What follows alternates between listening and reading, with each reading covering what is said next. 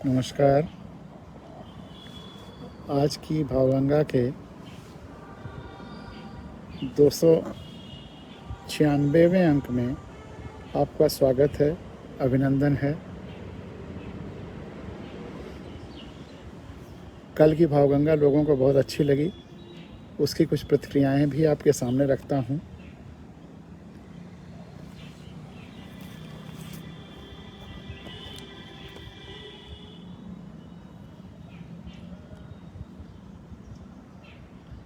शारदा जी ने लिखा है, भावगंगा 295 सुनी, टैक्स के बारे में अद्भुत जानकारी मिली, सफलता के मापदंड सुंदर तरीके से आपने बताए, कुल मिलाकर पूरा अंक बहुत जानकारी भरा है। शारदा। साधुवाद शारदा।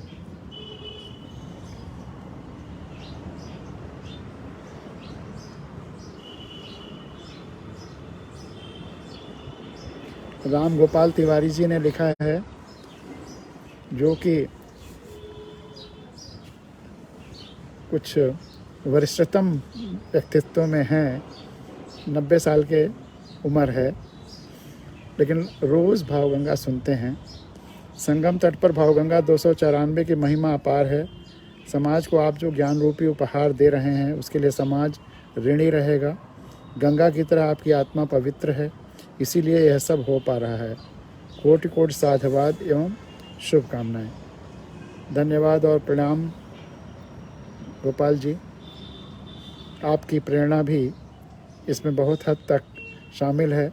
आप मुझे तब से जानते हैं जब मैं बोरा झोरा ले करके गांव में स्कूल जाता था पेड़ के नीचे पढ़ने के लिए, और आप उस समय परशुराम ब्लॉक के हमारे ब्लॉक के बीडीओ थे। आप हमारे पिताजी को भी बखूबी जानते हैं, और आप अक्सर सबसे कहते हैं कि वे ऐसे व्यक्तित्व रहे हैं जिन्होंने कभी किसी का अहित नहीं सोचा और कभी असत्य नहीं बोला। जीवन में कभी असत्य नहीं बोला। ऐसा अगर कोई व्यक्तित्व रहा है तो आप कहते हैं मेरे पिताजी।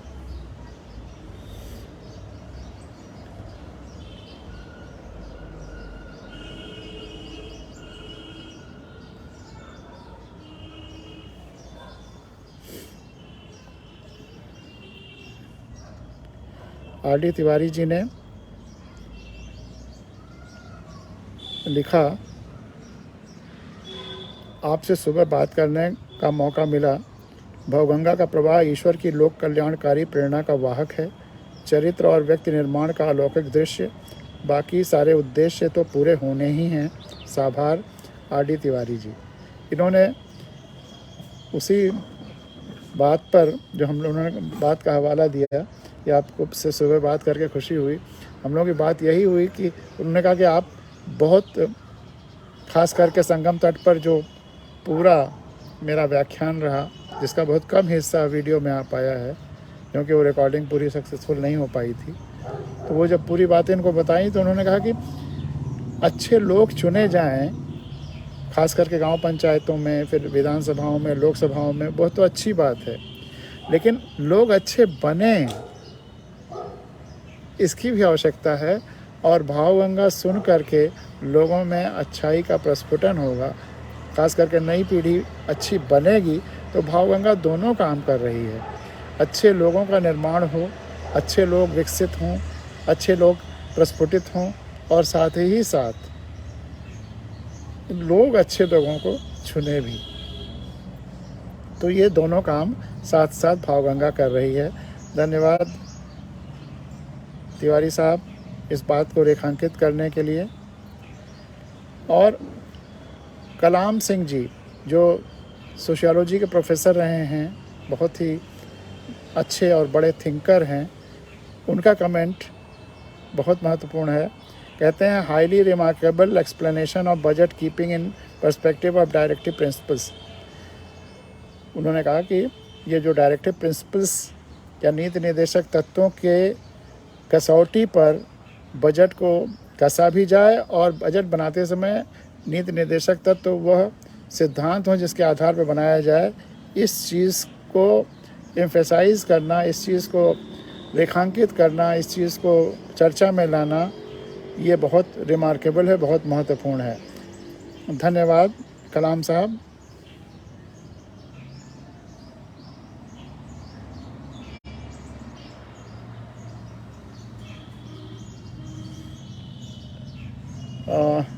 एक और प्रतिक्रिया है, शायद ये गाज़ीपुर से आर के गोयल की है, लेकिन नाम इसमें नहीं लिखा हुआ है।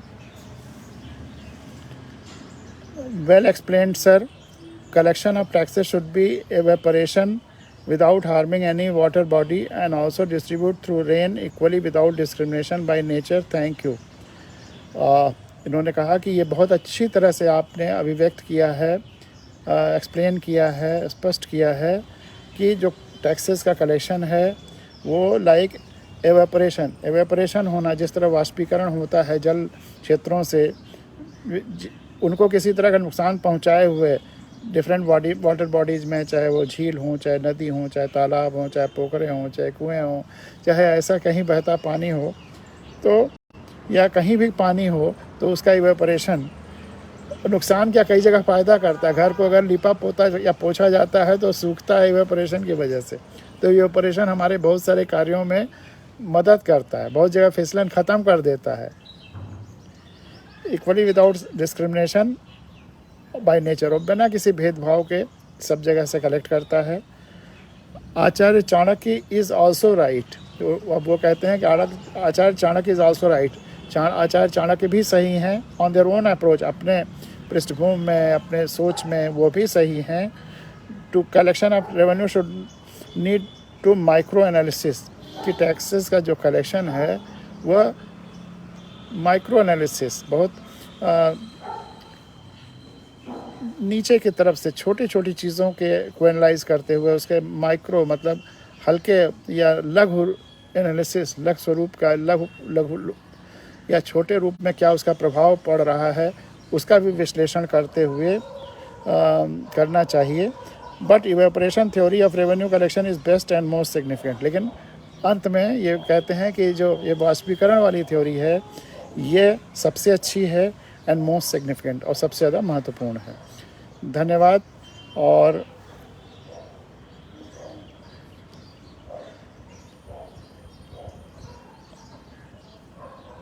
अब बजट पर थोड़ी चर्चा करेंगे, क्योंकि मैंने अभी भी विस्तार से बजट की स्टडी नहीं किया है, लेकिन कुछ बातें आपके सामने बजट के बारे में रखना चाहूँगा।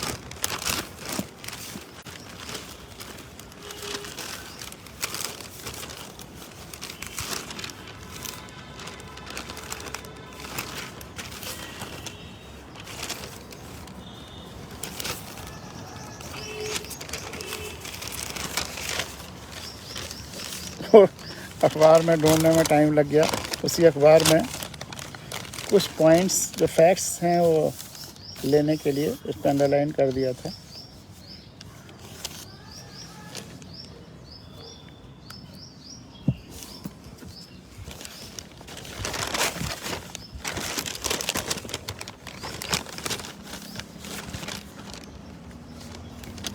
जो गरीब तबका है या जो गरीब तबके को प्रभावित करने वाली चीज़ें हैं उसमें बजट में एलोकेशन कम किया गया है। तो यह इस बजट की सबसे बड़ी कमी है। उदाहरण के लिए the allocation for agriculture and allied sectors including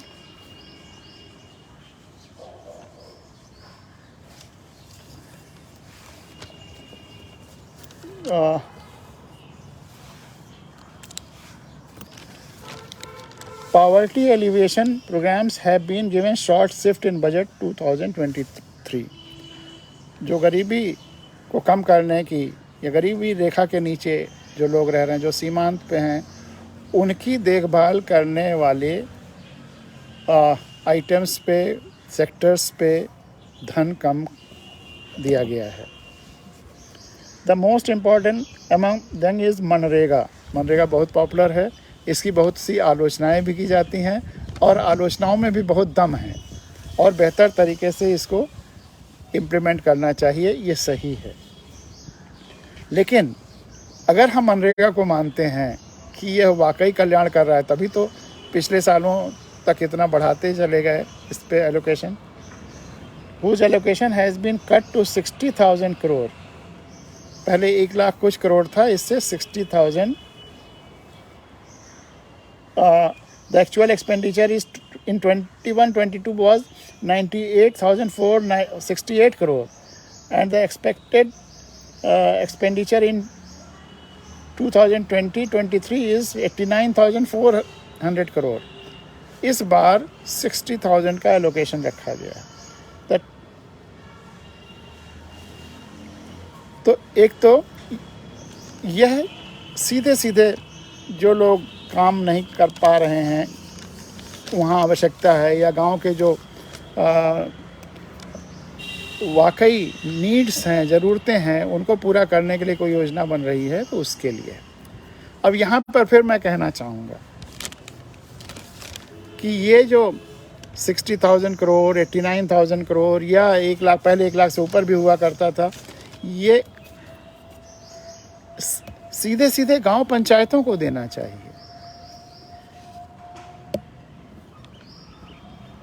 और गांव पंचायतें सही काम कराएं, इसके लिए उस बात को एम्फेसिस देना चाहिए कि मनरेगा में क्या काम होना है, क्या योजना बननी है, जिसके लिए फ़ंड खर्च होना है, इसके लिए सारे गांव के लोगों की बैठक में फैसला होना है।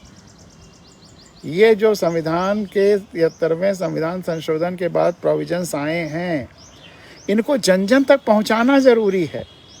इसका थोड़ा हिस्सा इस खर्चे का इन एडवर्टीजमेंट्स में लगाना चाहिए, जिससे हर गांव के लोगों को पता चल जाए ये बातें। और 10-15 रुपए में संविधान की सरल शब्दों में किताब छपवा करके अगर हर घर में बांट दिया जाए तो कितना खर्च आएगा? 130 करोड़ लोग हैं, 6 लोगों का एक घर मान लीजिए, तो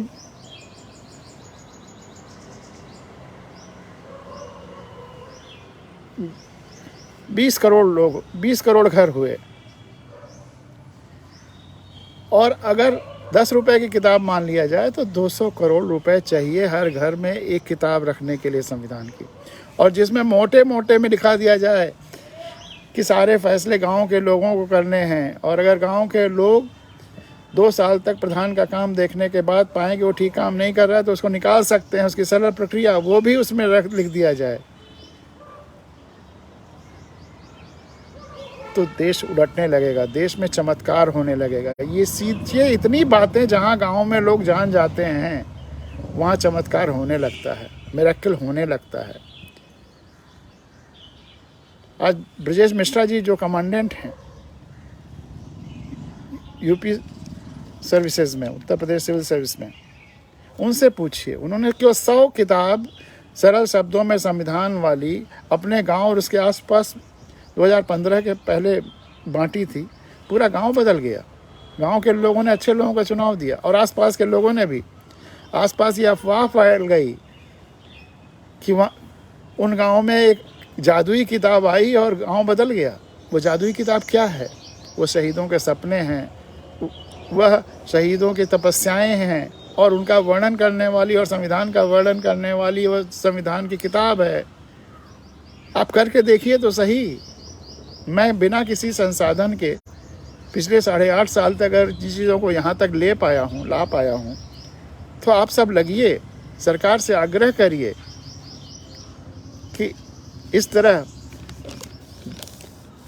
जो अनाप शनाप करते हैं, बैंकों से बेतहाशा ऋण अडानी को दिया गया, उनके प्रोजेक्ट्स को दिया गया। अब तो आरबीआई ने, खुशी की बात है कि आरबीआई ने भी सभी बैंकों से जानकारियां मांगी हैं, डिटेल्स मांगे हैं कि कितना कर्ज दिया, किस आधार पे दिया। 3 इसमें सबसे ज़्यादा हैं। सबसे बड़ा तो LIC है, दूसरा स्टेट बैंक ऑफ इंडिया है, और तीसरा पंजाब नेशनल बैंक है। तीनों से आरबीआई ने डिटेल्स मांगे हैं। और यूं ही नहीं अडानी के शेयर्स धड़ाम हो गए हैं। यूं ही नहीं अडानी ने जो पब्लिक ऑफर था अभी FPO, उसको विड्रॉ कर लिया है। अब तो आंखें खुलनी चाहिए। कितने देर तक सोएंगे लोग? तो ये जो सही बात है कि ये जो मनरेगा है, इसका सही उपयोग होना चाहिए। और इसी मनरेगा से कम 200 करोड़ रुपए अगर एडवर्टीजमेंट्स में खर्च कर दिए जाएं और संविधान की किताब को जन जन तक पहुंचाने के लिए खर्च कर दिया जाए, तो देश में जादू आ जाएगा। लेकिन कोई सरकार ये नहीं करना चाहती, विश्वास मानिए, क्योंकि हमारी गैर जानकारी का, हमारे आंख बंद होने का ही वो फ़ायदा उठा रहे हैं। जिस दिन जनता की आंखें खुल गईं, जिस दिन जनता ने जान लिया कि हम मालिक हैं, फिर उनको नौकरों की तरह से बिहेव करना पड़ेगा, बर्ताव करना पड़ेगा। और कोई अपने को नौकर क्यों कहेगा, क्यों मानेगा, क्यों मानने के लिए तैयार होगा? जो अपने को सर्वशक्तिमान घोषित कर रहे हैं, वह क्यों नौकर बनना चाहेंगे, क्यों अपनी औकात पे आना चाहेंगे? तो इसलिए इसको, मुझे संशय है कि सरकारें हर घर में संविधान की किताब रखेंगी। मुझे संशय है कि वो जन जागरण करेंगी। यह काम आपका ही है, हमारा ही भी है, और हम तो लगे ही हुए हैं। तो ये ज़रूरी था। इतने ये संविधान के विपरीत भी हुआ है। संविधान कहता है कि कुछ हाथों में धन का कंसंट्रेशन नहीं होना चाहिए, और अडानी के हाथ में इतना कंसंट्रेशन करते चले गए, कोई रोक नहीं लगाई, कि जैसे वो पूरा देश उसी का है। दुनिया का चौथा धनवान व्यक्ति भी वो बन गया, देश की संपदा को लेकर के हत्या करके। गजब है। और देश सोया हुआ है।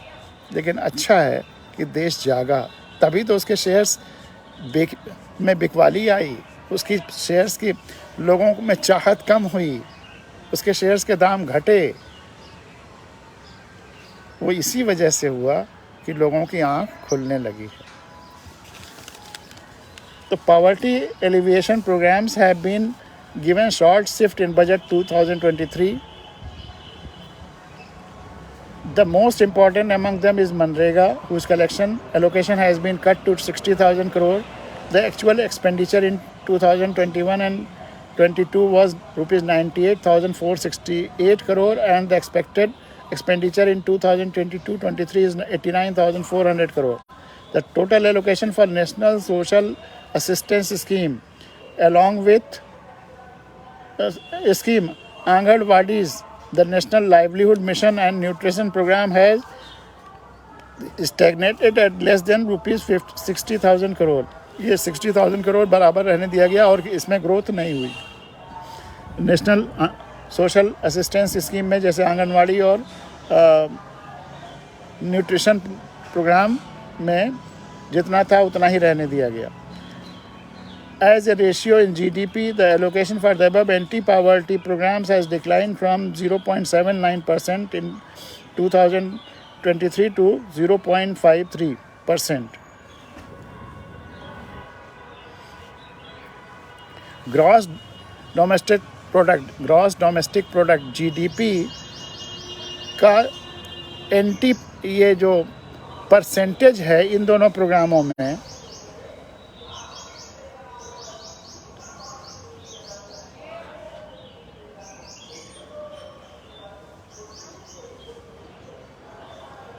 वो 2022-23 में 0.79% था और इस साल जो एलोकेशन है उसमें 0.53% हो गया, यानी कि 0.71% भी गरीबी उन्मूलन के लिए डायरेक्ट जो है वह नहीं है। 0.79% 22-23 में था, वह भी घट करके 0.53% हो गया, 1% का आधा हो गया, आधा परसेंट।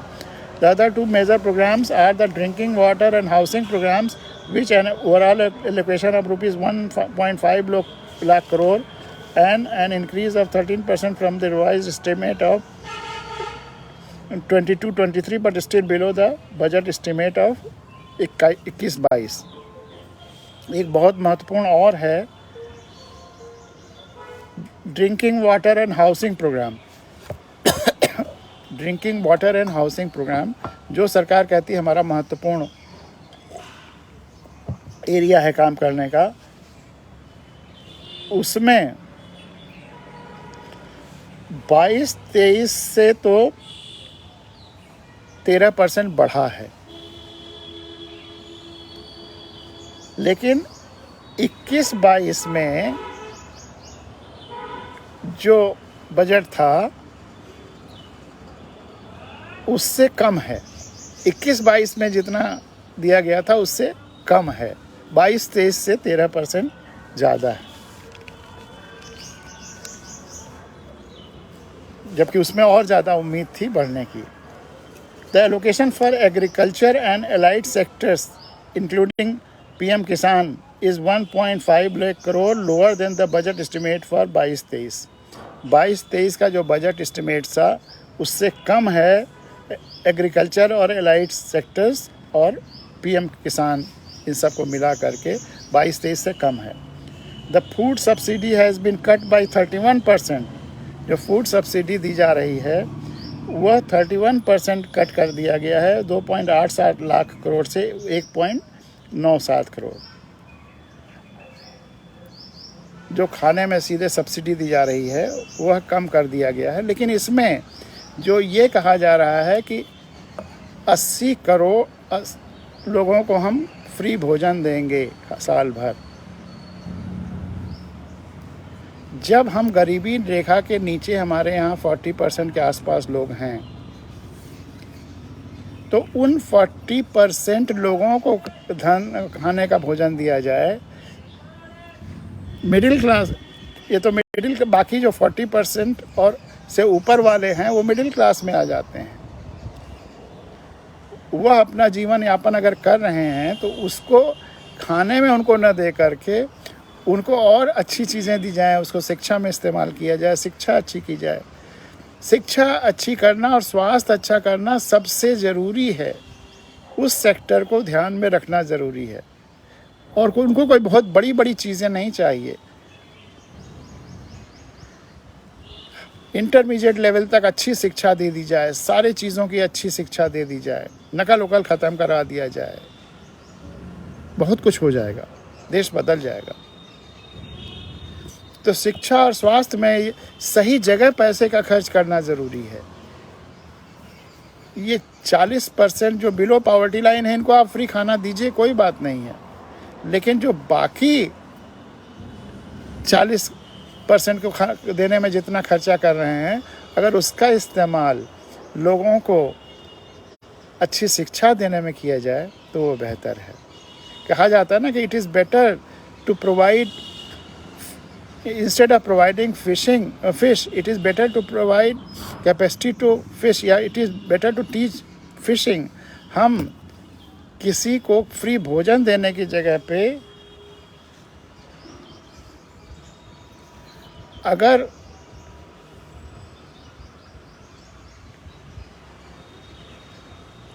कैसे वो कमा करके भोजन खा सके, इसकी शिक्षा दे सकें, इसकी तालीम दे सकें, इसका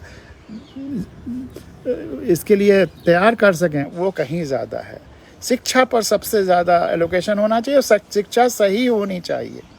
लेकिन कोई भी सरकार लोगों को सही तरीके से शिक्षित नहीं होने देना चाहती, आप विश्वास मानिए। क्योंकि अगर लोग शिक्षित हो गए तो उनका ये कारोबार कैसे चलेगा। और शिक्षा का पहला लक्षण है, सही शिक्षा का, आंखें खोलना। लोग आंखें खोलें, अंधविश्वासों में ना रहें।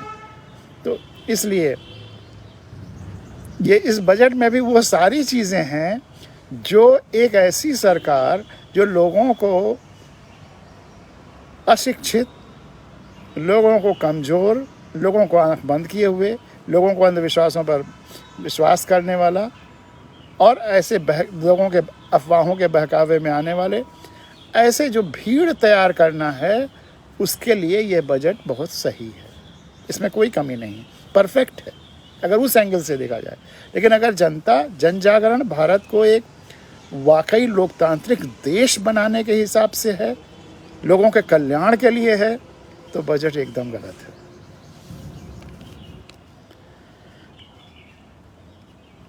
The allocation for agriculture and allied sectors including PM Kisan is rupees 1.4 lakh in 2022-23. The food subsidy has been cut by 31% from 2.87 lakh crore to 1.97 lakh crore, and the fertilizer subsidy by over 22% from 2.5 lakh crore to 1.7 lakh crore.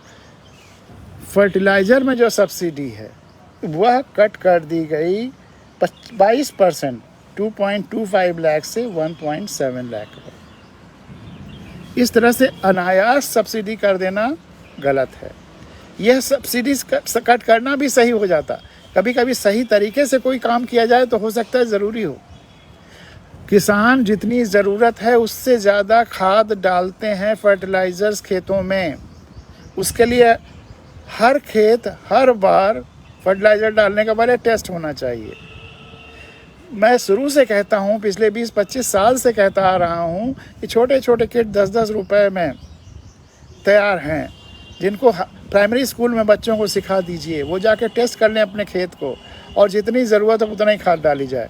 तो ये 22% cut जो हुआ है, हो सकता है 50% cut हो जाए फर्टिलाइज़र जितना डाला जाता है। लेकिन चीज़ों को वही सही तरीके से, अब बारिश अगर ठीक से हो तो धरती को उपजाऊ बनाती है, लेकिन ऐसी हो जाए कि बाढ़ आ जाए तो धरती, लोगों सबको, पेड़ पौधों सबको नुकसान होता है। तो इस बजट में भी ठीक से बारिश नहीं हुई है। The allocation for food procurement and market intervention has been reduced from 72,000 crore to 60,000 crore.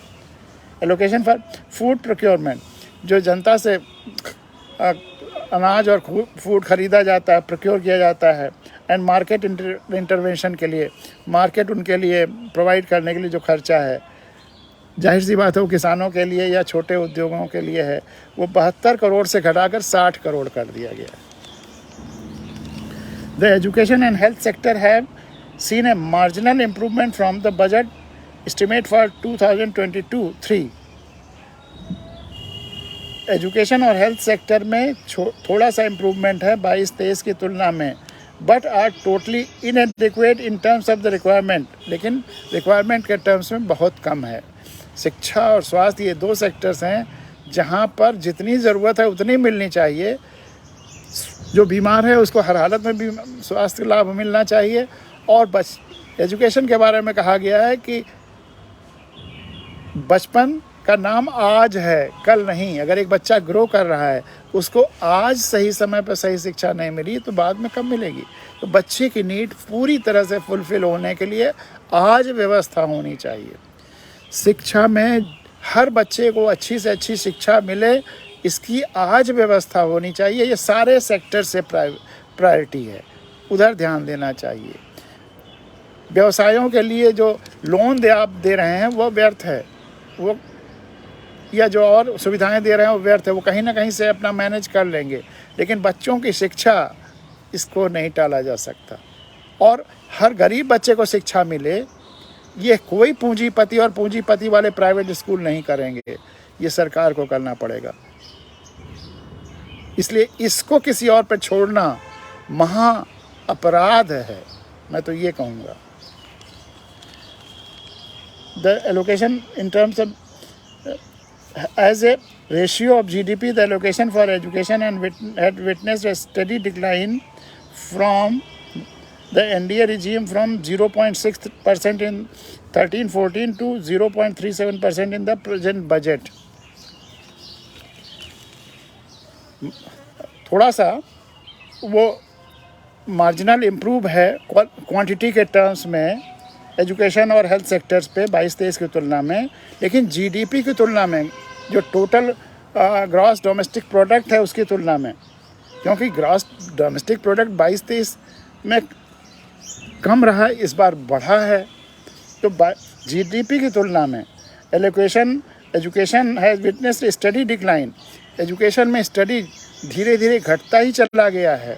India regime में 13-14 में 0.63% घटा था और 0.3% इस बजट में भी घटा। पिछले साल से इस साल जो एजुकेशन पे एलोकेशन है वह 0.3% कम है, जबकि पिछले साल मतलब जितना अमाउंट में बराबर है, लेकिन पिछले साल बजट छोटा था, इस बार बजट में टोटल जीडीपी ज़्यादा है, तो उसका एलोकेशन में एजुकेशन को अगर उसी रेशियो में रखा जाता या इवन प्राइस राइज को कंसिडर किया जाता तब भी उसकी तुलना में कम है, 0.3% कम है। India is on course to be the third largest economy, but we will continue to be at the bottom of items of quality of life of people. India की जो इकोनॉमी की साइज़ है वो 4th पे पहुंच गई है और अगर और आगे बढ़ी तो 3rd पे आ जाएगी, लेकिन एजुकेशन की क्वालिटी और क्वालिटी ऑफ लाइफ इन सब में हम लगभग नीचे वाले पायदान पे हैं। यह हम अगर तीसरे या चौथे पायदान पर जीडीपी के टर्म में पहुंच जाते हैं, इकोनॉमी टोटल इकोनॉमी मतलब टोटल प्रोडक्ट कंट्री का, टोटल इकोनॉमी, टोटल लेन देन सबका पैरामीटर मान करके, तो ये कोई खुश होने की बात नहीं है। हम 136-140 करोड़ लोग हैं और ग्रॉस डोमेस्टिक प्रोडक्ट 140 करोड़ लोगों का है, 140 करोड़ लोगों का मिला जुला है। तो पर इंडिविजुअल अगर इंडिविजुअल डोमेस्टिक प्रोडक्ट माना जाए, देखा जाए, तो हम दुनिया के आखिरी पायदानों पे होंगे। चाइना हमसे ज़्यादा कर ले तो ठीक है, लेकिन बाकी देश तो बहुत छोटे छोटे हैं, उनके यहाँ बहुत कम लोग हैं। तो डोमेस्टिक प्रोडक्ट हमारे समृद्धि का पैमाना नहीं है, इसको हम गलत पैमाना मान करके खुश हो रहे हैं। तो यह बहुत महत्वपूर्ण चीज़ें हैं जो समझने की ज़रूरत है। और चलते चलते आज आपके सामने एक कविता धरती जानती है रखना चाहेंगे। ये कविता हर महीने में एक बार ज़रूर पढ़नी सुननी चाहिए, क्योंकि हम सब धरती माँ की संतान हैं। धरती ही हमारा मूल है और धरती के पर्सपेक्टिव में ही जितने हमारे सनातन विचारक रहे हैं उन्होंने उसी के पर्सपेक्टिव में सोचा। वसुधैव कुटुंबकम, पूरे धरती के सभी लोग परिवार हैं, चाहे उसमें जीव जंतु वनस्पतियाँ हों, मनुष्य हों, सब। सर्वे भवन सुखना, इस धरती के सारे लोग खुश हों। और जिनको हम अवतार मानते हैं, मसीहा मानते हैं, पैगंबर मानते हैं, वह भी इसी धरती के पुत्र रहे हैं। यह धरती उनकी भी माँ है और वह सब अब अपने अपने लोग चले गए अगर वो मानते हैं तो, लेकिन धरती अभी भी हमारे सामने है। तो सबसे ज़्यादा पूजनीय अगर कोई है तो वो धरती है। और जिस दिन हम धरती की पूजा शुरू कर देंगे तो ये सारे जो बंटवारे, झगड़े, टंटे, लड़ाई झगड़े और लड़ाई झगड़े के बहाने ये सब खत्म हो जाएंगे। तो धरती जानती है कविता आपके सामने रखता हूँ।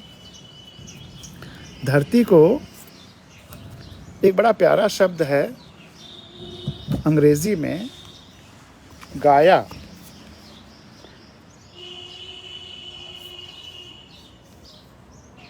कहीं कहीं पर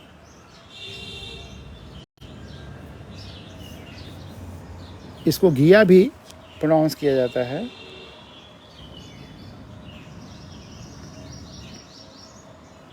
इसका अर्थ है धरती माँ को एक देवी के रूप में, ये एक पूजनीय रूप स्वरूप में पेश किया गया है धरती माँ को।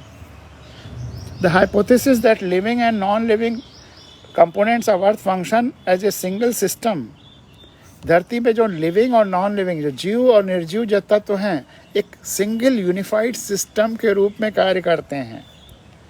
इन such a way that the living component regulate and maintain conditions, कि जो लिविंग सिस्टम्स हैं वो चूँकि चल फिर सकते हैं तो वो रेगुलेट करते हैं और मेंटेन करते हैं, उसको नियंत्रित भी करते हैं। और नियंत्रण इस तरह करते हैं कि पूरा बैलेंस, पूरा संतुलन और पूरा कार्य ठीक से होता रहे। Such as temperature of the ocean, समुद्र का तापमान, composition of the atmosphere, atmosphere में जो अलग अलग हाइड्रोजन ऑक्सीजन गैसें हैं, इन सब का संतुलन, नाइट्रोजन, कार्बन इस तरह से बना रहे, so as to be sustainable, जिससे कि पूरे अन्य जीव जंतुओं, वनस्पतियों और खुद उनके लिए लाइफ सस्टेनेबल बना रहे। तो यह एक संपूर्ण धरती एक देवी या एक पूजनीय एंटिटी के रूप में है, जो जीवंत जीव हैं, जंतु हैं, वनस्पतियां हैं, उनके साथ मिल करके इस धरती पर जीवन बचाए रखने के लिए काम करती है। यानी कि वह खुद एक जीवित एंटिटी है। धरती हमारे लिए सबसे बड़ी देवी है, जिसकी गोद में हम पल रहे हैं। इस चीज़ का एहसास करना है। मुझे बड़ी खुशी हुई जब ये गाया कॉन्सेप्ट या गिया कॉन्सेप्ट मैंने जाना, पढ़ा, और कितना मिलता है हमारी इस कविता धरती जानती है से। तो ये कविता आपके सामने आज सुनाकर अपनी बात समाप्त करूँगा। धरती जानती है, धरती वह सब भी जानती है जो हम नहीं जानते। युगों युगों से तपी है यह धरती, लगातार तपस्यारत है, तप रही है। किसी भी संत, महात्मा, ऋषि, महर्षि, ब्रह्मर्षि, फकीर, तीर्थंकर, बोधिसत्व, अवतार, पैगंबर या मसीहा से अधिक तपी है यह धरती, और अभी तक अंतर्धान भी नहीं हुई है, डिसअपीयर भी नहीं हुई है। हमारे सामने क्या है, हम उसी पर में हैं, उसी पे आश्रित हैं। हमें सब कुछ दे रही है, हमारा देखभाल कर रही है, हमें हमारा भार उठाए हुए है। हम स्पेस में यूं ही नहीं उछल रहे हैं, हम उसकी गोद में हैं। शायद असली अवतार पैगंबर या मसीहा धरती ही है। शायद असली अवतार पैगंबर या मसीहा धरती ही है। वैसे भी सभी अवतारों, पैगंबरों और मसीहाओं के प्रकाश पुंजों का संलयन हो गया है धरती के विराट आभा मंडल में। लोग धरती को टटोलते हैं, कोई वर्तमान के लिए, कोई इतिहास के लिए, कोई भविष्य के लिए, लेकिन सबका भविष्य तो धरती ही है। धरती सोचती है, मैं भी कैसी माँ हूँ। माँ तो केवल जन्म देती है, और मैं जन्म भी देती हूँ, और मृत्यु के बाद उन्हें अपनी कोख में एक बार पुनः सुला लेती हूँ। धरती केवल अपने को ही नहीं जानती, बल्कि जल, पावक, समीर और गगन सबको जानती है। धरती जितना हम जानते हैं उससे कहीं अच्छा जानती है। इसलिए अगर उसके नियंत्रण में रहेंगे तो बहुत अच्छा होगा। सबको जानती है धरती।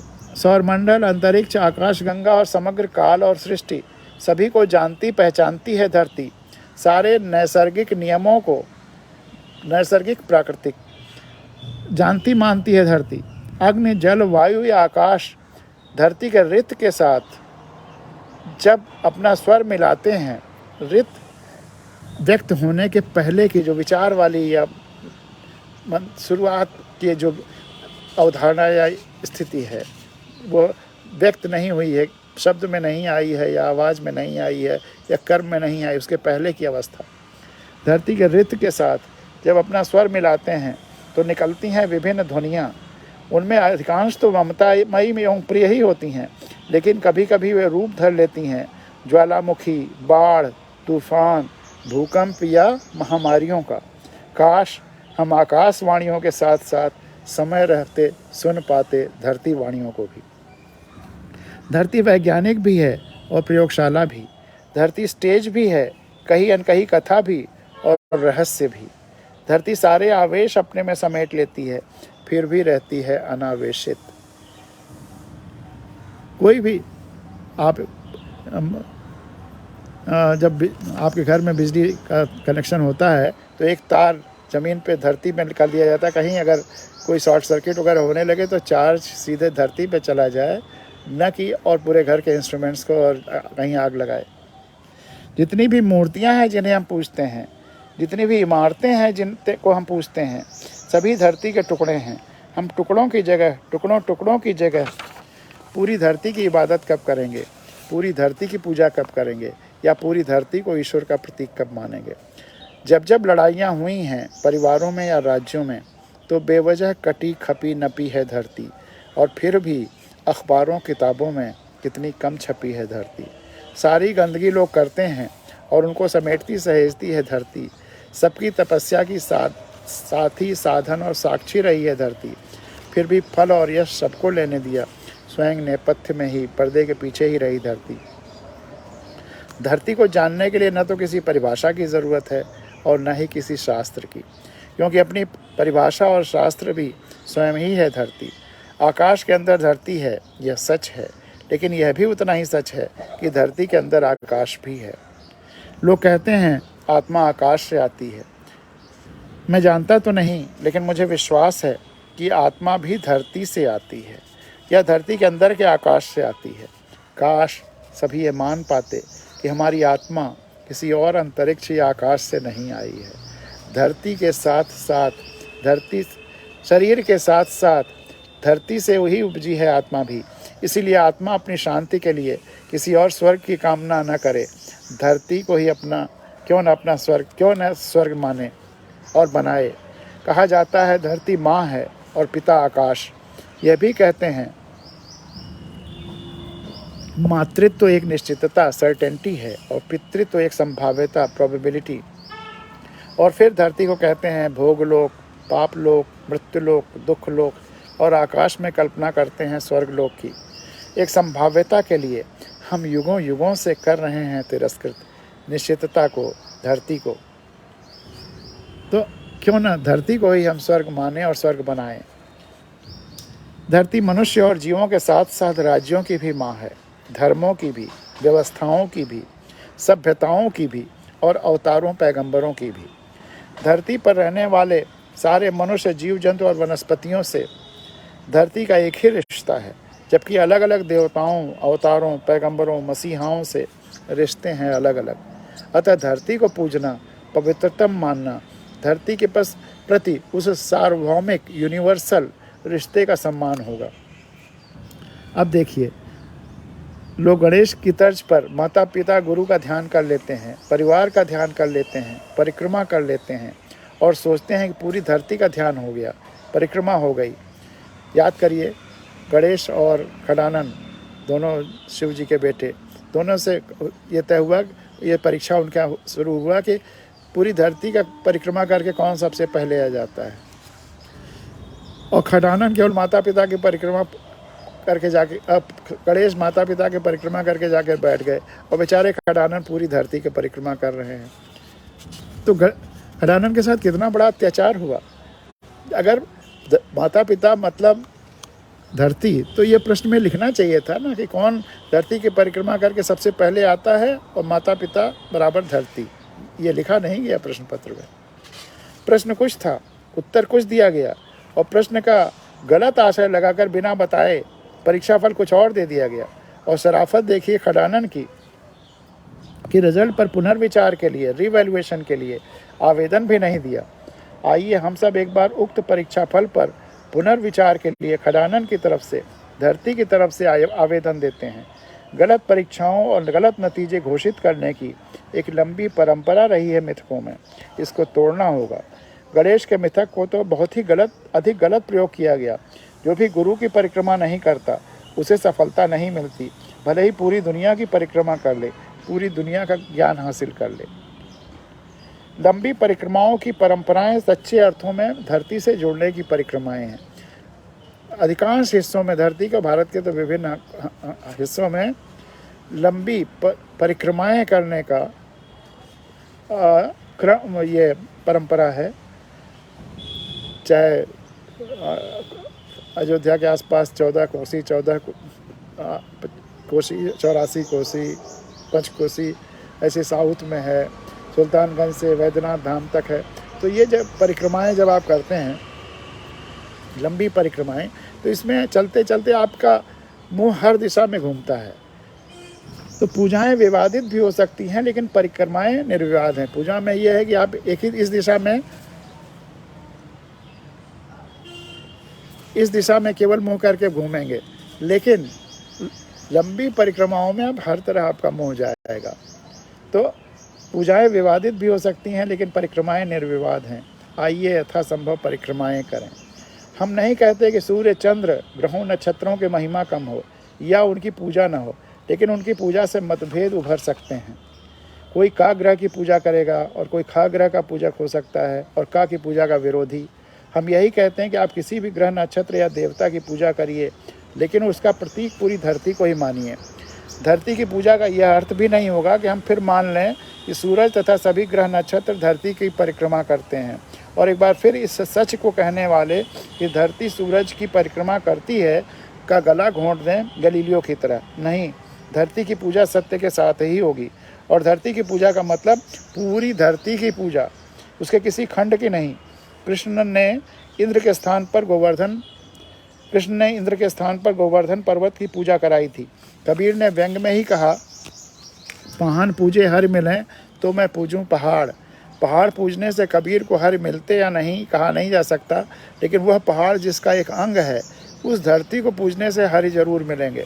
कबीर जब कहते हैं, ताचड़ मुल्ला बांग दे क्या बहरा हुआ खुदा है, मस्जिद पर तेज आवाज़ करने से मुल्ला की ध्वनि खुदा सुनता है या नहीं, यह तो नहीं मालूम, लेकिन धरती से समग्रता से जुड़कर समग्रता से आवाज़ निकालने पर धरती भी सुनती है, खुदा भी। एक मित्र ने कहा कि पहाड़ की पूजा धरती के प्रतीक के रूप में की जाए, तो प्रश्न यही है, क्या प्रतीक के भी प्रतीक की आवश्यकता है? धरती से जुड़ना, धरती से जुड़ा महसूस करना, ध्यान की सबसे आसान पद्धति है। ध्यान की तुरंत विलीन हो जाते हैं सारे मानसिक आवेश और चित्त हो जाता है प्रशांत। ये कभी भी आप अनुभव करके देख लीजिए, कितना भी आप व्यथित हों, उत्तेजित हों, टेंशन में हों, आप धरती से छू करके महसूस करिए कि धरती आपके सारे उत्तेजना या दुख या सबको समेट ले रही है, सोख ले रही है, खींच ले रही है, तो आप फिर नॉर्मल हो जाएंगे। धरती की पूजा के लिए केवल यही मानना काफ़ी नहीं होगा कि पूजा वहीं होती है जहाँ सिर रखा जाता है, बल्कि हमारे एक मित्र ने कहा कि सिर रखकर पूजाएं नहीं छद्म हुए हैं। दरअसल पूजा वहीं है जहाँ आप सदा पैर रखे हुए हैं। सदाचरण ही पूजा है, दोनों अर्थों में, सद आचरण और सदाचरण। पूजा की पूरी परिभाषा बदलनी होगी। पहले भी तो पूजा की पद्धतियाँ बदलती ही रहीं। जब भी कोई सवाल गलत किया जाता रहा, उसे ट्रायल एंड एरर द्वारा अलग अलग तरीके से करने की कोशिश की जाती रही। फिर एक तरीका यह भी सही हो सकता है, यही सही हो जाए।